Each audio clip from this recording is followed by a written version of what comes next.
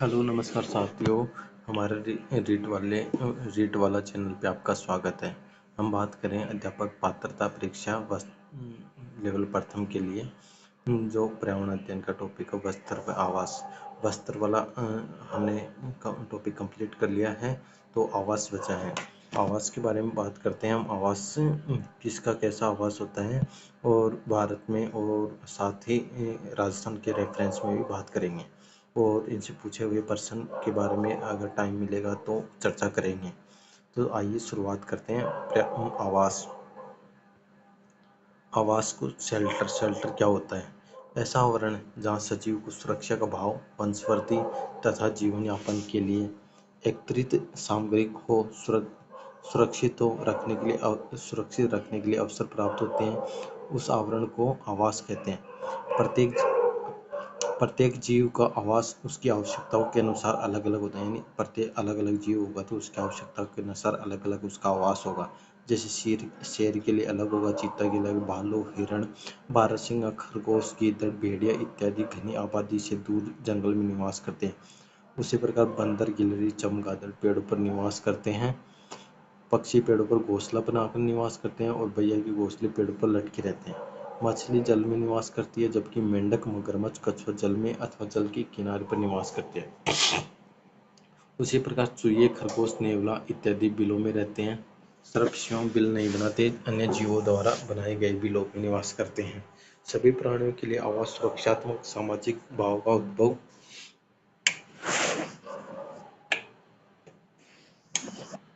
सामाजिक भाव का उद्भव बिंदु होता है, जबकि मानव के लिए आवास सांस्कृतिक, सामाजिक, राजनीतिक तथा आर्थिक प्रतिभा प्रतिभानों के प्रतिभाओं के उद्भव केंद्र हैं। मानव ने आवासों के समूह को एकाकी, झोपड़ी, ढाणी, नगला, पूर्वा, गांव, कस्बा, शहर, नगर, महानगर आदि के रूप में बसाया है। विभिन्न जीवों के आवास। हम बात करें हम विभिन्न जीवों के आवास और जीव जंतु। बिलकारी क्या होता है? जहाँ जो बिल के अंदर होता है, मतलब जमीन पे बिल बना के रहते हैं, जिनमें चूहा, सर्प, नेवला, खरगोश, छछूंदर, चींटी, दीमक आदि आते हैं। मांद या गुफा में कौन कौन से जीव जंतु रहते हैं? शेर, भालू, चीता, भेड़िया, लोमड़ी, सियार, गिद्धड़ ये मांद या गुफा में रहते हैं। उसी प्रकार घोंसला, अधिकांश पक्षी घोंसले में रहते हैं। पेड़ों में कोटर बना के कौन रहता है? गिलहरी, तोता, कंठफोड़वा। पेड़ों की शाखाएं पर बंदर, चील, कौवा, चमगादड़, उल्लू आदि पक्षी रहते हैं। छत्ता बना के कौन रहता है? मधुमक्खी, ततैया, बर ये छत्ता बना के रहती है। तबेला या बाड़ा या छप्पर में कौन रहता है? तो गाय, भैंस, बकरी ये तबेला, बाड़ा, छप्पर में रहते हैं। अस्तबल किसके लिए है? घोड़ों के लिए है। मुर्गी खाना या दबड़ा मुर्गियों के लिए है। सुकर खाना सुअर के लिए है और केनाल कुत्ते के लिए है। चींटी, दीमक इत्यादि इस समूह में निवास करती है। मकड़ी जाल बुनती है तथा एक जाल में एक ही मकड़ी निवास करती है। आवासों के प्रकार। मरुस्थलीय आवास, पहाड़ी आवास, वनीय आवास, घासभूमि आवास और ध्रुवीय आवास। मरुस्थलीय आवास। इन क्षेत्रों में कम वर्षा के कारण वनस्पति तथा जल की कमी पाई जाती है। इन क्षेत्रों में दिन में ताप उच्च व रात में ताप कम हो जाता है। यहाँ चूहा, कंगारू, रेटल स्नेक, रेत, कंगारू, ऊंट आदि जीव प्रमुख हैं। और पहाड़ी आवास, जहाँ पे याक, भालू, पहाड़ी बकरी, उड़ने वाली लोमड़ी आदि जीवों का यह प्रमुख आवास है। उड़ने वाली लोमड़ी लंबी छलांग लगाने में सक्षम है। वन्य आवास में, इस आवास में जंतु व पेड़ पौधे पाए जाते हैं जो एक दूसरे पर आश्रित रहते हैं। इस प्रकार के आवास में जंगली जानवर बड़ी संख्या में पाए जाते हैं। घास भूमि आवास। इन क्षेत्रों में मोटी व लंबी घास अत्यधिक पाई जाती है। यहाँ प्रमुख रूप से हाथी, जेब्रा, जिराफ, हिरण इत्यादि पाए जाते हैं।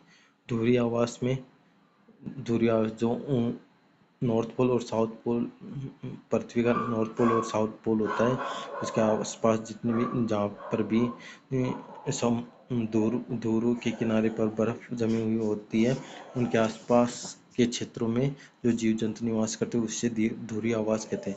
इन क्षेत्रों में वर्ष भर बर्फ जमी रहती है तथा सदैव सर्दी पड़ती है। यहाँ पाए जाने वाले जीवों के शरीर पर बाल या फर पाए जाते हैं। यहाँ मुख्यतः ध्रुवीय भालू व याक पाए जाते हैं।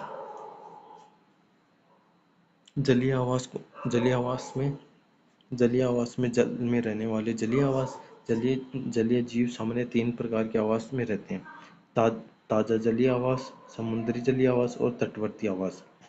ताजा जलीय आवास में क्या है? नदियाँ, झरने, झील, तालाब ताजा जलीय आवास होते हैं। इनमें मछलियाँ, मेंढक, टेडपोल क्या होता है? मेंढक का लार्वे यानी मेंढक के छोटे बच्चे होते हैं, उनको टेडपोल कहते हैं। ड्रैगन फ्लाई फिश हो गई, केट फिश हो गई, सर्प इत्यादि निवास करते हैं। समुद्री आवास में व्हेल मछली, शार्क मछली, तारा मछली, समुद्री घोड़ा एक मछली का प्रकार होता है, मगरमच्छ हो गया, ऑक्टोपस हो गया, ये समुद्री कछुआ इत्यादि निवास करते हैं। तटवर्ती या किनारे पे यहाँ नदियों द्वारा लाए गए जल तथा समुद्र के जल का मिश्रण होता है। यहाँ मैक्रो वनस्पति पाई जाती हैं, जिसे झाड़ियाँ आपस में उलझी रहती हैं। मानव का आवास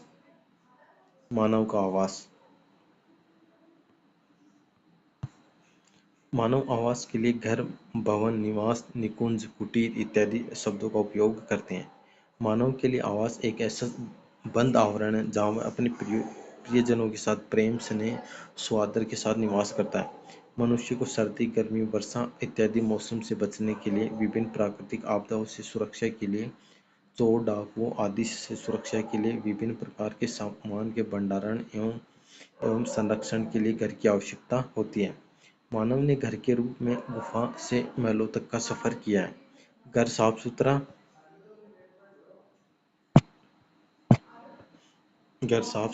रहता है तो उसमें रहने वाले लोग प्रसन्न रहते हैं। मकान में दरवाजे व खिड़कियां उपयुक्त रोशनी के लिए की जाती हैं। श्वसन से उत्सर्जित हानिकारक गैसें एवं भोजन पकाने के दौरान ईंधन के दहन से निकली गर्म हवाएं घर से बाहर भेजने के लिए रोशनदान तथा कच्ची छतों को प्रयोग किया जाता है। हमारे घरों के साथ साथ घर के आसपास भी सफाई रखनी चाहिए तथा वातावरण को शुद्ध रखने के लिए महत्वपूर्ण भूमिका निभानी चाहिए। कचरे को सदैव घर से बाहर कूड़ेदान में डालना चाहिए। घर से गंदगी बाहर पानी के निकास की उचित व्यवस्था होनी चाहिए, जिसके लिए नालियाँ बनाई होती है। नालियाँ ढकी होनी चाहिए एवं पक्की होनी चाहिए, जिनकी नियमित सफाई और नियमित कीटनाशकों का छिड़काव किया जाए। घरों के आसपास वृक्षारोपण भी करना चाहिए। यदि घर के समीप पार्क या उद्यान हो तो उसकी सफाई का भी विशेष ध्यान रखना चाहिए। मानव के विभिन्न प्रकार के आवास होते हैं। कू या टापरा भील जनजाति के आवास को क्या कहते हैं? कू या टापरा कहते हैं, जो मिट्टी, कच्ची ईंट, बांस की खपरेल, कांटों युक्त लकड़ियों से निर्मित होता है। इग्लू क्या होता है? अंटार्कटिक में टुंड्रा प्रदेश में निवास करने वाली एस्किमो जनजाति के बर्फ से बने घर इग्लू कहलाते हैं। ये घर बर्फ के साथ साथ विभिन्न जंतु की हड्डियां तथा मछली की खाल से निर्मित होते हैं। ट्यूपी क्या होते हैं? एस्किमो जनजाति के ग्रीष्मकालीन अवकाश ट्यूपिक होते हैं, जो चमड़े या ध्रुवीय भालू की खाल से बने होते हैं। भाखर का ढांचा ग्रासीय जनजाति के आवास को भाखर का ढांचा कहते हैं। टीपी रॉकी पर्वत के पूर्वी भागों में रेड एशियन इंडियन लोगों के द्वारा बिसन बैल के चमड़े एवं बांसों की सहायता से बनाए गए शंकु आकार के घर या नगाड़े के आकार के घर टीपी कहलाते हैं। यूरते खिरकित जनजाति के ग्रीष्मकालीन आवास पूर्त कहलाते हैं। ये चमड़े तथा ऊनी नमदे से बने होते हैं। किस्ताऊ खिरकित जनजाति के शीतकालीन आवास जो घास से बने होते हैं किस्ताऊ कहलाते हैं। बंगाल ओराक व कातोम ओराक ये संथाल जनजाति के आवास होते हैं। विगवाम या वेतु अमेरिका में आदिवासियों के आवास होते हैं। होगान दक्षिण पश्चिम अमेरिका की आदिवासी जनजाति द्वारा बनाए गए आवास को क्या कहते हैं? होगान। चिकीज क्या है? अमेरिका में स्थित फ्लोरिडा में सेमिनोल इंडियंस जनजाति द्वारा बनाए गए आवास को क्या कहते हैं? चिकीज। इज्बा उत्तरी रूस के कुछ क्षेत्रों में पाई जाने वाली ग्रामीण जनजाति के आवास को क्या कहते हैं? इज्बा। मैत उत्तराखंड की भोटिया जनजाति कहाँ की? उत्तराखंड की भोटिया जनजाति के ग्रीष्मकालीन आवास मैत होते हैं। मुनसा भोटिया जनजाति के शीतकालीन आवास को मुनसा कहते हैं। खाइमस अरब तथा सहारा के क्षेत्रों में पाई जाने वाली बद्दू जनजाति के आवास खाइमस है। भवन निर्माण में आवश्यक सामग्री क्या है? सीमेंट, पत्थर, ईंट, क्रशर, बजरी, रेत, रोड़ी, जल, सरिया, परात, तसला, फावड़ा, कुदाली, गेंती, सांवल, करनी, गुड़िया, हथौड़ा, फीता, धागा ये भवन निर्माण की आवश्यक सामग्रियां हैं। सीमेंट का संगठन क्या होता है? चूना, कैल्शियम ऑक्साइड CaO 50 से 60%, रेड या सिलिकॉन डाइऑक्साइड कितना 20 से 25%, एल्यूमिना कितना एल्यूमिनियम ऑक्साइड कितना परसेंट होना चाहिए? 5 से 10%, मैग्नीशियम ऑक्साइड 2 से 3%, फेरिक ऑक्साइड 1 से 2%, सल्फर डाइऑक्साइड SO2 1 से 2% होना चाहिए। यदि सीमेंट के साथ फ्लाई ऐश मिलाया जाए तो यह सीमेंट को अधिक मजबूती प्रदान करता है। आवास और स्वच्छता। स्वस्थ रहने के लिए आवास एवं आसपास की स्वच्छता आवश्यक है। आवास की नियमित सफाई करनी चाहिए। आवास में किसी स्थान विशेष पर खुले में जल एकत्रित नहीं होना चाहिए। आवास की नालियाँ साफ सुथरी एवं ढकी होनी चाहिए। शौचालय तथा स्नानघरों की नियमित अच्छी तरीके से सफाई होनी चाहिए, क्योंकि हानिकारक सूक्ष्म जीवों के पनपने की सबसे अधिक संभावना यही होती है। घर की नालियों में नियमित कीटनाशकों का छिड़काव करना चाहिए। नगरपालिका, नगर निगम, नगर परिषद इत्यादि से संपर्क करके समय समय पर कीटनाशकों, फिनाइल, BHC पाउडर आदि का छिड़काव करवाना चाहिए। गंदे जल के निकास की नालियाँ व गटर ढके हुए होने चाहिए। लोगों में स्वच्छता के प्रति जागरूकता पैदा करनी चाहिए। भारत सरकार द्वारा चलाए जा रहे स्वच्छ भारत मिशन में स्वच्छता की आवश्यकता, महत्व इत्यादि से लोगों को जागरूक करना चाहिए। गंदगी से उत्पन्न होने वाले संक्रामक तथा असंक्रामक रोगों के बारे में लोगों को जागरूक करना चाहिए। ये आवास से संबंधित हमारा टॉपिक कंप्लीट हो गया है। ये रीट पात्रता के लिए अति महत्वपूर्ण टॉपिक है। मेरे द्वारा पढ़ाया गया आपको समझ में आ गया, और इसको इस वीडियो को 1-2 बार आप ज़रूर देखिए, जिससे आपको अच्छे से समझ में आ जाएगा। और मेरे चैनल को सपोर्ट करने के लिए अपने दोस्तों को के साथ इसको शेयर, सब्सक्राइब करें।